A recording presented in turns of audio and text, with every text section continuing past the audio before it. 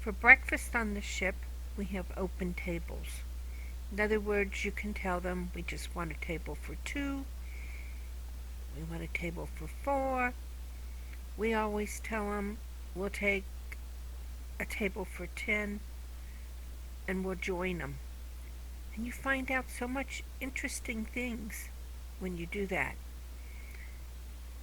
Now, this night, we had a table for 10, and there was a lot of scuttlebutt going on. Apparently, a woman on the second deck died.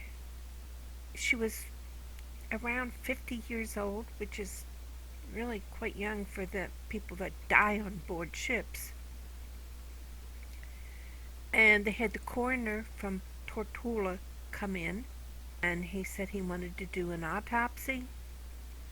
So they took her off the ship, and all her family left at the same time.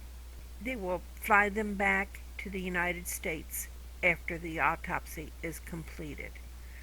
But that was the big scuttlebutt that night, that someone so young died. This is our last sea day and our last night on board ship. We will arrive in the morning between 5 and 6 o'clock, and they will start securing the ship and getting things ready for us to debark.